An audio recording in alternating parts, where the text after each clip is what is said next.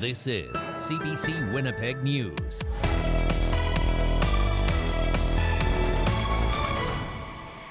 Good evening. Thank you for joining us. Repairs are underway in Beausejour today. That's one of the communities hit hard when supercell storms roared across southern Manitoba last night. Now, thankfully, no one was hurt. CBC's Matt Humphrey shows us the damage. That tree hit my roof and took that side of my roof off. Jen Suiters was the hardest hit house in Beausejour. I was standing here when it kind of all started. The trees fell, the power lines fell, the power pole itself, which was cement yesterday, by the way, it fell, and everything just fell apart. Strong wind knocked 2 trees on her house Wednesday night, one totaling her backyard, another clipping her bedroom, knocking off her eaves trough and hydrometer, and caving in her shed. So that's a structure that's completely caved in. Yes. Yep. That's terrifying. It really is. It's 2-3 feet away from my house. And not to mention there's a giant poplar sitting on my house right now. When the first tree fell, Suter called 911 immediately and tried to keep her children calm. And your kids were home. Yeah. What were you saying to them? Get downstairs. And it lifted the shed right. Gail Zacharias had the shed of her family home ripped right off its base. There was stuff from the shed and pieces of the shed way out by the fence, like skis, snowboards, all kinds of stuff like that. Of course, the trampoline stayed, but then part of the shed landed on the trampoline and destroyed that. Here in the south end of town, the damage is most evident. You only need to walk or drive down James Avenue to see what happened. Leaves strewn about, various pieces of debris strewn about. Crews are working to clean it all up to prevent further damage that could happen. And look at this. This tree bent over service lines. So powerful was the wind last night here in Beausejour. But Mayor Ray Sherrill says the damage was worst at the racetrack. And it actually picked up the whole building and slammed it into some of our viewing buildings. It actually tore the whole building and moved it over like 20-30 yards. There's a wire that was connected to something that needed power. Yeah. But the structure's gone. The structures are gone, and there's other buildings that are over here located. There's buildings that are on the sides. Yeah, massive damage to this facility. The mayor says what's next is a lot of repairs and possibly the largest public insurance claim Beausejour has ever seen. Matt Humphrey, CBC News, Beausejour. Let's check in with John Sauter just for a moment. John, those storms last night seemed to appear so quickly. Yeah, they really did. They started forming around 5:30, and a couple of different areas to look at. This is a storm replay and a loop from 5 until 8 o'clock. So there's a couple of areas here. The one that formed just north of Winnipeg and moved east, and this one that went over Fisher River Cree Nation. Let's start there. Look at the radar at 5 o'clock. There's hardly anything there. I put this in motion, and it goes right over that community and drops grapefruit-sized hail. And then the one in Winnipeg at 5 o'clock, there was really nothing on radar. The storm was forming. There was just nothing falling out of it at that time. Then at 5:30, it forms. It hits Selkirk, Beausejour, as you just saw, all the communities in between, and then off toward the White Shell into the Whitemouth area. And we can pick it up there because it continued from there in the evening down through into the Falcon Lake area through about 9:30. And I have a picture of some hail in the Falcon Lake area. That's a loonie, and that's the size of the hail, and that's from Gord in Falcon Lake. We also have some severe storms happening in the province right now, and I'll have that for you in just a few minutes. Janet? Thank you, John. Camps of homeless people appear in Winnipeg every year, but an organization that helps people on the streets says this year could be a record breaker. CBC's Cameron McLean headed out with a team of outreach workers to give us a look at the scale of the problem. We're housing you today. I'm just getting down to keep some of the stuff. Michelle Wesley has cleaned up many homeless camps. A recovering addict herself, she can relate to the struggles people living in encampments face. I'm not here to preach sobriety. But at this camp along Taché Avenue, she encountered someone she didn't expect. A young lady that I've known for quite some time when I was in the problem. Wesley made plans to get the woman income and housing supports, part of her job as an outreach worker with St. Boniface Street Links. It was very sad, heartbreaking, always is. Anybody, whether I know them or not, to see anybody live in conditions like this is very heartbreaking for me. Homeless camps have become a familiar sight in Winnipeg, but it appears to be growing. There are more encampments than there have ever been. StreetLink's founder Marianne Willis says her teams have encountered more than 40 camps this year. The camps, Willis says, are the result of an addiction epidemic, made worse by a lack of long-term recovery programs and affordable housing. We've normalized addiction. We've normalized homelessness. We've normalized the violence. We've normalized all of those things that as a society we should actually be working to end. Well, that's not living. On Curtis Street in Point Douglas, Jordan Van Sewell says longtime residents are moving away over concerns with rising homelessness and violence. The camp near his house has grown. He wants the city to take immediate action to build more housing and get people out of the camp. It's a generation before anything is truly addressed. So there's lives that are being squandered. This type of debris can be found in camps all along the banks of the Red River. We spoke to some people living in the camp near Curtis Street. They didn't want to go on camera, but police have told residents in the area that they are noticing an increase in the size and number of these camps. And they're trying to work with organizations to get people housed. But as Marianne Willis says, without more space and access to addictions treatment, it's unlikely that this problem is going to go away anytime soon. Cameron McLean, CBC News, Winnipeg. Manitoba is spending another $200 million to recruit and retain more paramedics, doctors, and nurses. Part of the money will be spent on more advanced training for paramedics and to reintroduce advanced paramedics into rural Manitoba. That's something the province has been urged to do for years. We needed to make sure that we put all of the systems in place so that when we do provide opportunities for paramedics to advance their education, that then when they graduate from those programs, not only do they have positions to go into, but they have all of the supports around them. The new money will also pay for assessments needed for doctors, tests for internationally trained nurses, and to improve security at emergency departments. The new incentives will be rolled out in the coming months. Manitoba's health minister faced questions today about the Protection for Persons in Care office and abuse at personal care homes. A scathing audit by the Auditor General found complaints about physical and sexual abuse were taking years to investigate, and that the office responsible ended up with incorrect conclusions. In some cases, investigators were pressured into changing their findings. The PC government is now dissolving the office. Audrey Gordon was asked why her government waited for this report before it took action. There were internal changes being made. Staff were being moved out of the area. New management was being brought in. And now we've learned that those internal changes were not enough to protect our most vulnerable individuals in our population. Meantime, the NDP's healthcare critic claims problems at the Protection Office are another example of the PC government reacting slowly when it comes to helping personal care home residents. The party notes deaths in Manitoba care homes gave this province the highest COVID fatality rate among all provinces after the first wave of the pandemic.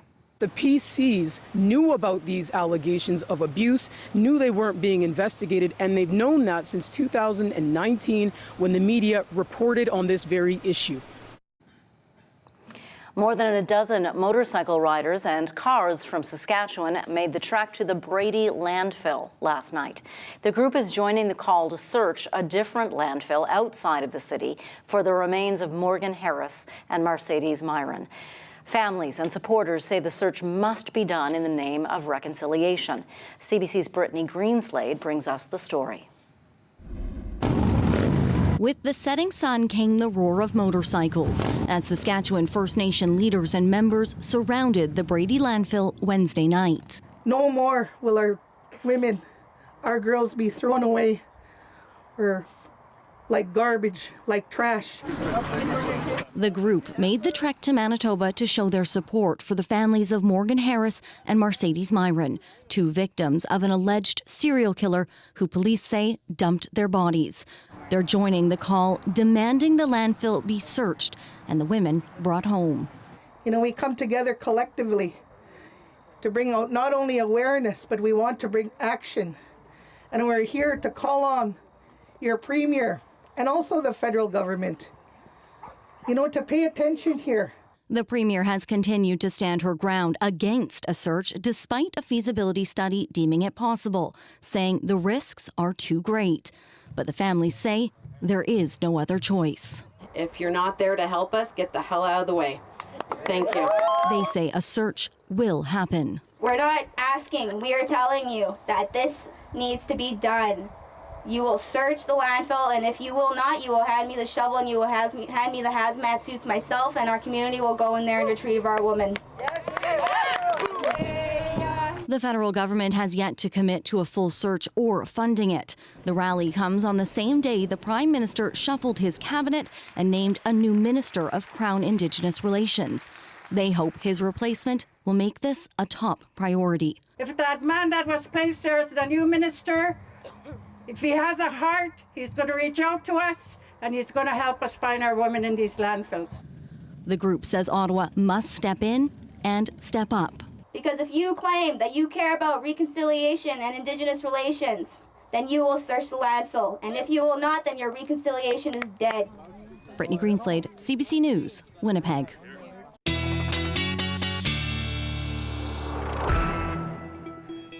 Let's check in once again with meteorologist John Sauter. John, you say there's storms out there right now. It's hard to believe under these downtown sunny skies. Yeah, to our northwest, and nowhere near the storm energy that we had yesterday at this time. But still, we've got a severe thunderstorm watch and a warning in effect right around the Gladstone area. So let's get right to the satellite and radar, and I'll show you the weather that's been forming to the west now over the south basin of Lake Manitoba. Wouldn't want to be on the lake at this point. Pouring rain there right now. But yeah, the south end of this sort of band of showers here is a severe thunderstorm, at least it has been, and it still has this warning on it through the Gladstone and Portage La Prairie area. And the severe thunderstorm watch now reaches right out to the Winnipeg area, so it has also been extended out to the right to the west perimeter in the Winnipeg area. So you look at this storm and all the lightning that is with it, and the purple colors, that's the rain and the hail. This has a history of nickel-sized hail. It looks like it is starting to get smaller and weaken, but still may pose a threat in that Portage area. I wouldn't be surprised if this warning is ended in the next little while. And is it on track for Winnipeg? Well, it is weakening, but that's our chance of an evening shower here in the Winnipeg area. I do think this has a chance that it'll be so weak by the time it reaches us, may even pass to the north and hit areas like Toulon and Stonewall. So if you're in those areas, you may see a few showers through the evening hours. 27 right now, north at 6, the wind, but the dew point, let's go back for a second, because the dew point this time yesterday was 25. Have you noticed how much drier and more comfortable it is? Well, the dew point temperature today at this time is 14, so that's the difference, and that's really the better gauge at how humid it is. You look at Futurecast, and that little feature passes through quite quickly. Overnight, though, we bring in some cloud, and we've got a chance of an overnight shower in the northern Red River Valley, and then in the morning out toward northwestern Ontario. But it's a more cloudy day, and it's a cooler day, a bit breezy as well. So a bit of a break from the heat if you're not enjoying that. In the afternoon, we'll start to see some breaks in the cloud, followed by clearing Friday night into a sunny Saturday. There's your morning. And there is your afternoon, and we should have lots of sunshine on Saturday right through the day. 13 is the call tonight, so chance of an evening or overnight shower or both, otherwise partly cloudy, and temperatures right on the seasonal.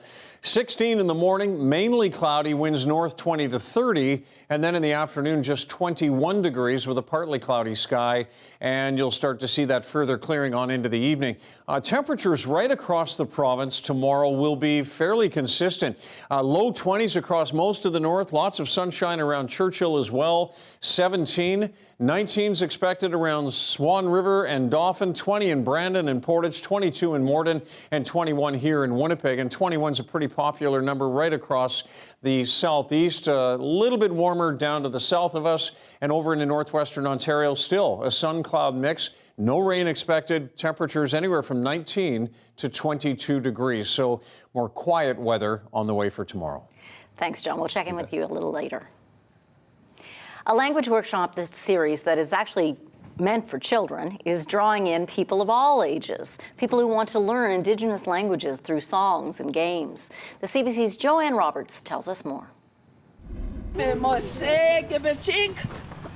They're following the leader and learning at the same time. All of the game's instructions are in Anishinaabe. There's different ages that can all play. There's elders here, there's little kids here and teenagers, so I like how we all bonded together. There you go! I know you might know most sounds. Beverly Corshane is a fluent Ojibwe speaker. Her granddaughters learn new words at this language workshop in Kildonan Park. I like to expose them to our culture. Corshane's granddaughter, Briseis, is 10 years old, and cultural workshops are her favorite. More people accepting more people. Corshane says she wants her grandchildren to have positive cultural experiences for themselves, but also for the wider community. It breaks down that trauma of our displacement with our culture. When you don't have that language, you hunger for it because it's part of your identity. Wanda Barker is an Anishinaabe teacher. She says more young people are wanting to learn different languages now. It tells you so much. The language has so much stuff in it. You can just a few words and they mean so much. Barker says to really revitalize Indigenous languages, communities need to work together because learners need to be completely immersed in it. It's a hope that we will find all multi-pronged approaches in each community, so language is being learned by not just the little children, but also adults. Corshane says even though she already speaks her language, passing it on is key. It helps me to help them. And watching her grandchildren learn is part of her own healing journey. Joanne Roberts, CBC News, Winnipeg. Still ahead tonight, police reported crime in Canada as measured by the Crime Severity Index increased for the second consecutive year in 2022. And in Manitoba, the picture's even worse. The stats are higher than anywhere else in the country. The story after the break.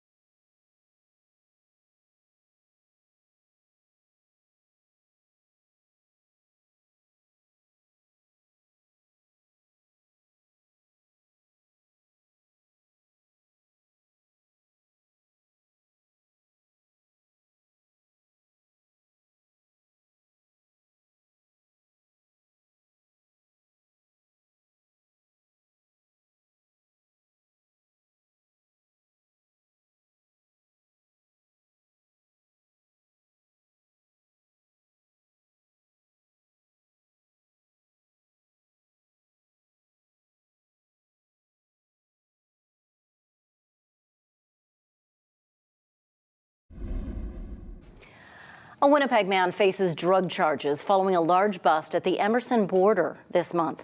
The Canada Border Services Agency said it happened early in the morning of July 14th as officers were inspecting a commercial truck and trailer. Roselle Lapointe is director with the border agency. Upon physical examination of the truck and trailer, CBSA officers, along with the assistance of a detector dog team, located bricks of suspected cocaine concealed within a modified compartment in the trailer. The total amount of drugs seized was approximately 63 kilograms, holding an estimated street value of $6 million. Officer Lapointe says this is the CBSA's largest seizure of narcotics at a Manitoba point of entry in the past 5 years. A 31-year-old man from Winnipeg has been charged with importing and possessing a controlled substance for the purpose of trafficking. The crime rate in Canada is up. Violent crime has increased the most, and it's jumped more in Manitoba than anywhere else in the country. Statistics Canada numbers for 2022 show big increases in robbery, homicide, and extortion. CBC's Terry Reith reports. One of the most troubling increases is the 8% year-over-year jump in homicides. 874 people killed in 2022. That's 78 more than the year before. Gang violence, particularly with firearms, accounted for a quarter of those cases. There's also a troubling rise in spousal violence. The proportion of women who were killed by their spouse or intimate partner was approximately 11 times higher than the proportion of men.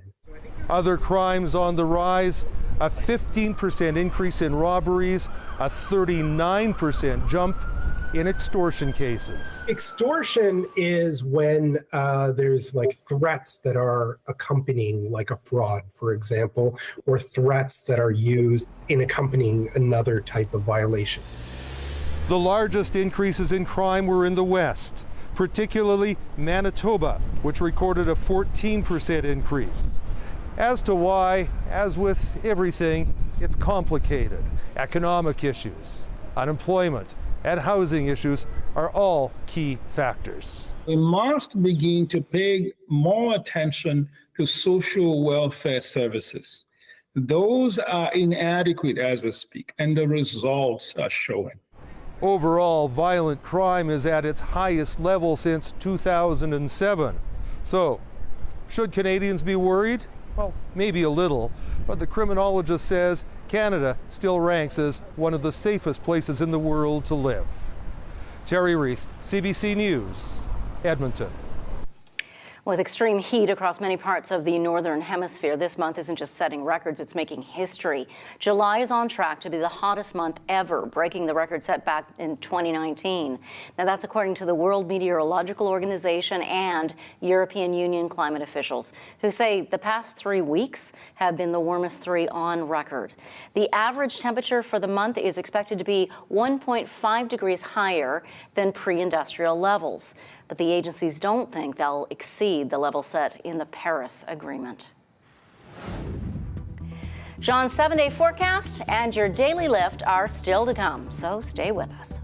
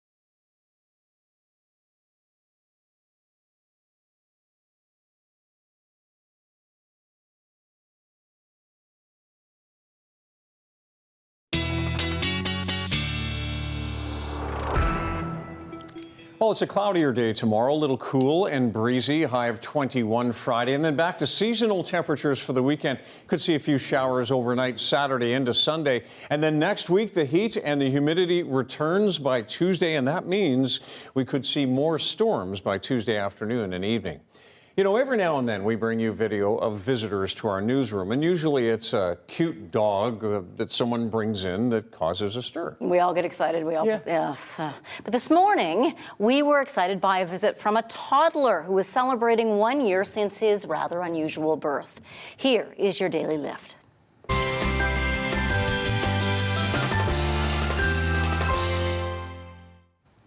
This is birthday boy Miles Tolentino. He gets out of this car seat and comes exploring CBC Manitoba, much to the delight of our colleague. You see Pat Kanuga there. There's Heather Wells. Aww. See, he was charming everyone as he was in for an interview. 1 year ago today, Miles's mom, Jen Hutchin, that's her there, was in labor, and his dad, Tyrene Tolentino, was driving her to the hospital. Little Miles got impatient. Well, fetus Miles, yeah. He decided he should be born right there in the passenger seat. Here's Jen and Tyrone chatting with Faith Fundal this morning. You know what? It brings me back to that moment. I mean, I've told that story more than a few times at this point, but even with the way the weather is and just the fact that we're on the same day, it's such a throwback. Like, we drive past the place where he was born all the time. So it's just, yeah, it brings the memory back a little bit more clear. We said even if we hadn't named him Miles because of the whole car thing, that the name would have really made a lot of sense for him. He goes at 100 miles per hour. Look at that smile. A little inquisitive little boy. Yeah, he's always very curious and opening every single jar, container, and cupboard, and within every square meter of himself. He's adorable and he's amazing. Well, after Jen was dropped off at the roundabout at St. Boniface Hospital, I just remember parking the vehicle and just looking over to the passenger side seat and seeing like this pool of blood, trying to think of like, how am I gonna bring this to like the chamois or something, saying like, oh, I'll take the gold wash please with Lester Shield. Like it was pretty wild. Jen and Tyrone, what was your conversation between each other like about your association with that car and whether you want to keep it or not? Well, we definitely want to give it to him when he's old enough, provided that the vehicle is still in drivable condition. And we'll have like quite the story to tell, a 16-year-old Miles, like, you were born in this vehicle. you and it are one and the same.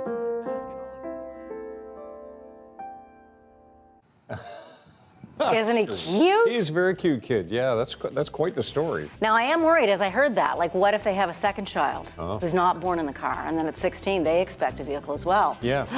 My heavens. A lot of cars. Have a great night. Bye.